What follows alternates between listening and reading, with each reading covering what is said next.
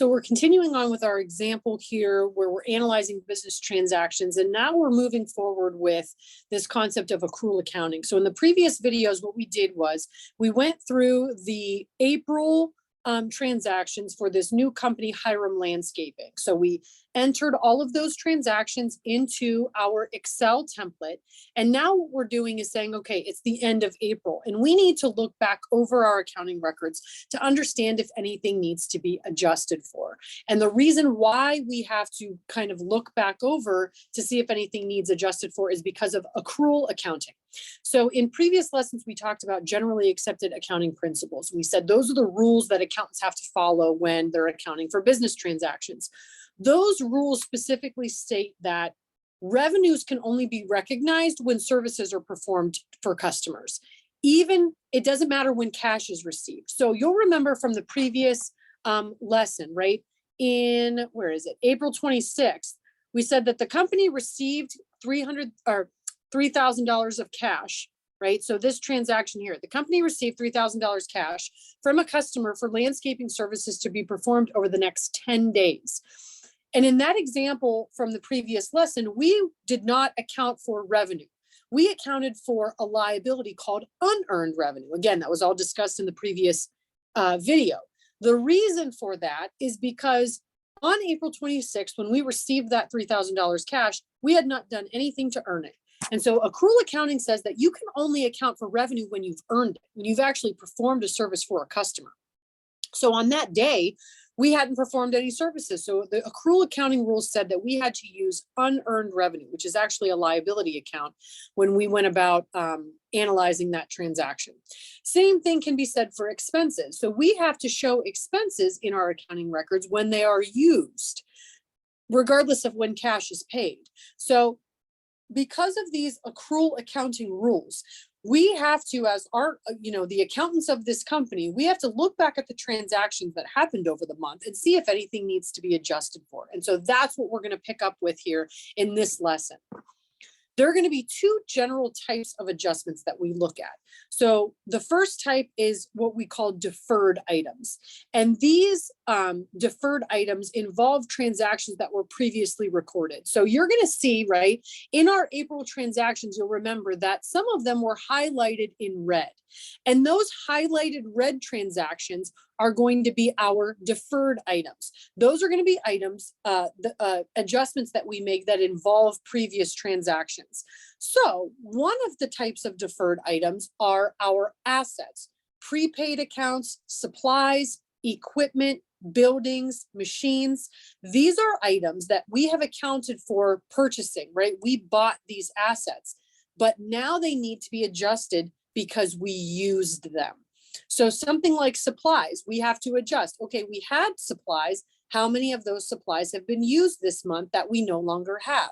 Or equipment, right? We used our equipment to help generate revenue for our business. Well, that equipment now has decreased in value. How do we account for that? So these are going to be assets that we purchased that we have now used. And so they need to be decreased in value. And we're going to see how we do that in a few different examples. So assets that have been used. And then the second type of deferred item is unearned revenue. So like that April 26th transactions, right? We have already accounted for the cash that we have from our customer, but now we need to say, has any of that unearned revenue been earned, right? Did we do any of the work by the end of the month that would allow us to earn that revenue? That's going to be another deferred item that we're going to adjust for. Then there are going to be accrued items. These involve brand new transactions. So there's nothing that's already been recorded. None of those red highlighted apply here, right? The red highlighted items apply to the deferred items. These are going to be all of our red highlighted items. Our accrued items are going to be brand new transactions where we may have revenue that we have earned, but we haven't reported yet in our accounting records, or there may be expenses that we incurred or used that have not yet been reported in our accounting records. So those accrued items are going to represent other types of adjustments that we would have to make. Again, they're not going to be connected. They're not going to be linked to any previous transaction. They're going to be sort of brand new transactions that we have to analyze. So what we'll do here is in this first video, we're going to go through a couple of these examples of these adjustments that we have to make at the end of the month. And then in the next video, we'll sort of finish everything off and finalize this example. So remember, all of these transactions were highlighted in red on the previous slides. We already initially analyzed them and put them in our accounting equation, right? So you'll remember, for example, April 1st, we had this office equipment that we received in exchange for common stock. So that's already included in our accounting records. What we now need to figure out is, does that office equipment need to be adjusted in any way? That's what we're getting to now. Notice also that these adjustments are all being made as of April 30th. So anytime we're sort of looking back over the month to make these adjustments, the date that we would include in our accounting equation template is going to be the end of the month.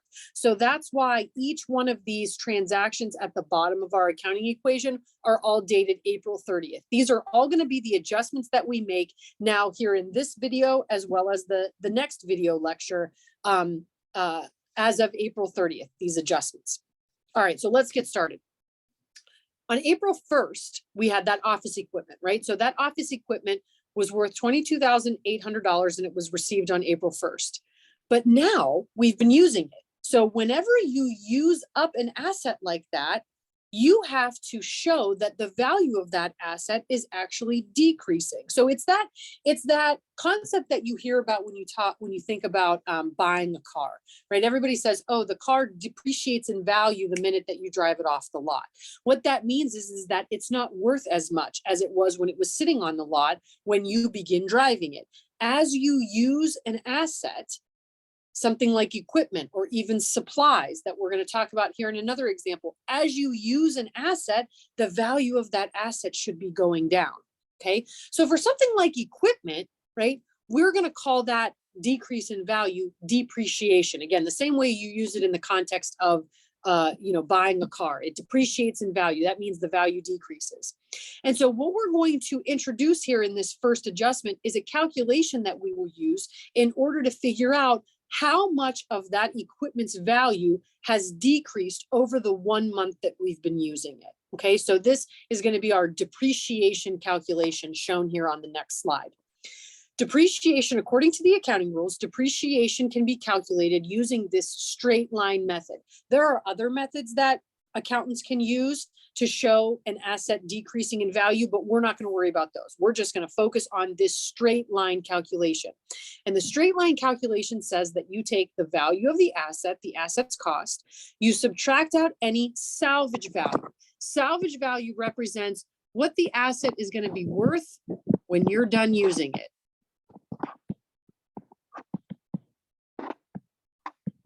So what is the asset worth when you're done using it? If it can be scrapped, or if someone else would want to buy it off of you, right? What would be that salvage value? And then useful life is how long we're going to use it. How long do we think we're going to be able to use that asset? So these are the figures that we need in order to figure out how much has that equipment decreased in value. How much has it depreciated? This is the calculation that we're going to use. Asset cost minus salvage value divided by useful life. So in this example, they tell us that the asset has a cost of $22,800, that it has no salvage value, right? No salvage value, so minus 0, and that the useful life is 10 years, 10 years. So this is the calculation that I'm going to have to do in order to figure out how much the asset has decreased in value over time. But the one thing that we also have to keep in mind is that this calculation would be for annual decrease in value. So if we had been using this equipment for a full year, how much would it decrease in value? And we know we haven't used it for a full year. We've only used it for 1 month.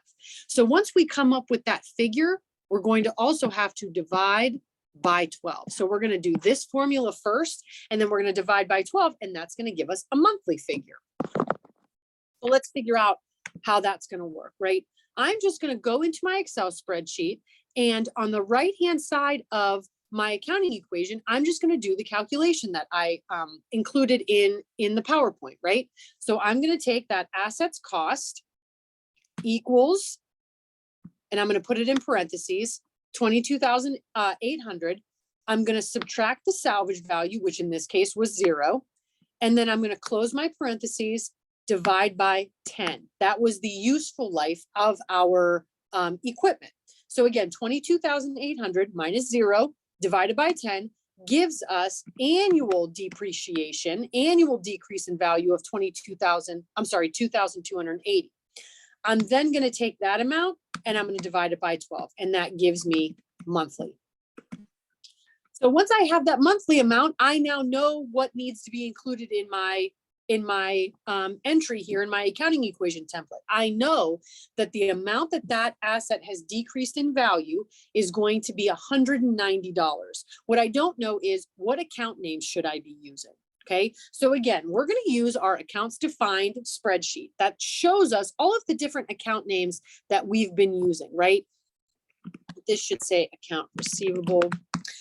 And so these are the account names that we sort of introduced in some of the previous lessons. And the ones that we're going to talk more about in this lesson that are brand new are highlighted in green. So if you look at the ones that are highlighted in green, you can see that accumulated depreciation is an asset, a contra asset account. That means it sort of does the opposite of an asset, and it's used to keep track of the decrease in value of a long-term asset like equipment. So we're going to use accumulated depreciation. And then if you scroll down again, anytime you use up an asset, you're also going to you're going to show that the asset is decreasing in value. And with equipment, we're going to use this accumulated depreciation account. But then the other thing you have to keep in mind is that anytime you use an asset, you're going to incur an expense. And so if we scroll down again to the different expenses that we have here in our accounts defined tab, you can see that depreciation expense is an expense incurred when a long-term asset is used for a period of time. So in our accounting equation, and again, these are brand new, right? You wouldn't have known that ahead of watching this lesson because we've not used these account names before. In our accounting equation, I'm going to include depreciation expense, and I'm going to include accumulated depreciation. I'm going to abbreviate it. And I'm going to make sure that this is accumulated depreciation for my equipment, right? It's important to designate which asset is actually decreasing in value. So we're going to ask, so that was the first question, right? If you remember our transaction analysis, we were always asking ourselves 3 questions. What account names are we going to use? So that's what we just identified here. And then 2, for each of the accounts, where do they fit in the accounting equation? So we'll talk about depreciation expense first.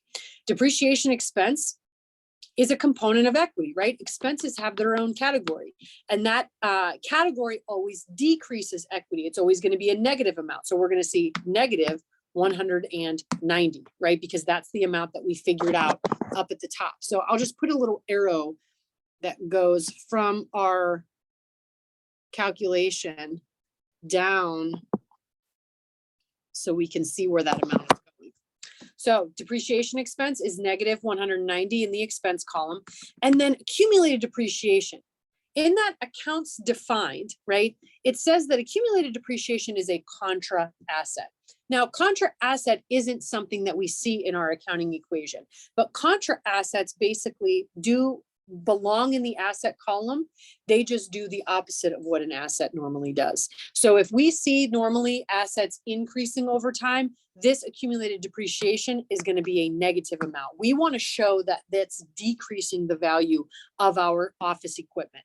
And so we show negative 190. And then if we scroll down, we can see that our accounting equation still holds true, right? We put 190 in the negative under the expense column, and then 190 negative under the asset column. So brand new accounts that we're learning, right? This accumulated depreciation is a contra asset. It's not necessarily an asset like equipment, but what it's supposed to represent is the decrease in value of equipment. So this contra asset is always going to be a negative amount in that asset column in our accounting equation. And then depreciation expense, representing an expense incurred when these long-term assets are used for a period of time. And depreciation expense is one of those components of equity, always decreasing equity. So there we go. That was the first transaction that we need to adjust for. Now, just for consistency's sake, I'm actually going to skip April 2nd and I'm going to go down to April 3rd because April 3rd is going to be another depreciating asset example. So let's just do those together. That way, you know, we're sort of piggybacking off of that first adjustment that we just made. So now on April 3rd, if we look back at what happened on April 3rd in our accounting equation, we got landscaping equipment, right? We purchased landscaping equipment for $11,400. And so now what we need to do is think about what happened to that landscaping equipment over the last month, right? We've now been using that landscaping equipment for 1 month. And so we need to decrease or depreciate its value. The same way we did for the office equipment, we want to decrease the value of our landscaping equipment. So again, we're going to use that formula, right? That formula said that you take the assets cost given to us in the problem, 11,400, you subtract the salvage value, but it has no salvage value, so -0. And then you divide it by the useful life, which in this case is 8 years. So we're going to take that formula, and then the same way we did in the previous example, we're going to divide it by 12, because again, we have only been using this landscaping equipment for 1 month. So we don't need to depreciate for a full year amount. We just want to depreciate for 1 month. So there's our formula. I'm going to jump into my Excel spreadsheet. And on the landscaping equipment, again, over to the right, I'm going to, again, do that calculation, right? I'm going to take parentheses. So in my Excel formula, I'm going to put equals parentheses, 11,400 minus 0, because there is no salvage value. And then I'm going to divide by 8 years. That gives me, again, my annual amount.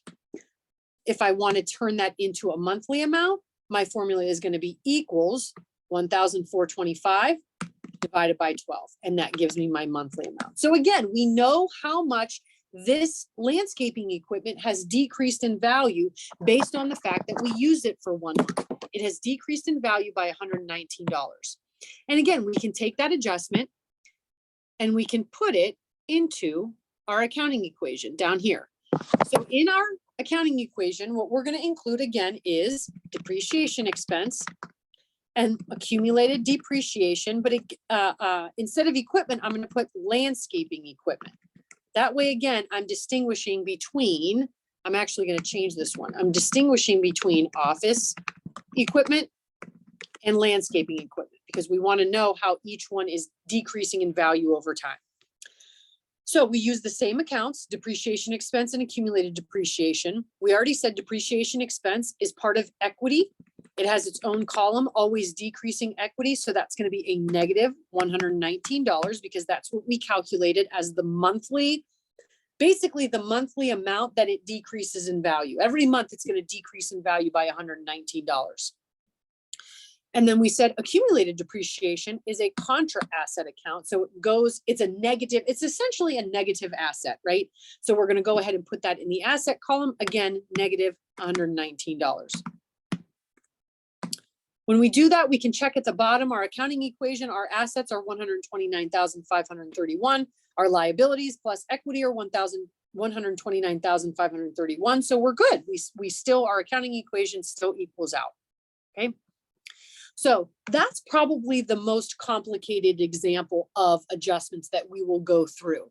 I am going to pause on the adjustments now. And what we'll do is we'll pick up with the rest of the adjustments. So there are 2 on this PowerPoint slide, and then there's another 3 on the final PowerPoint slide, and we will go through those in the final video.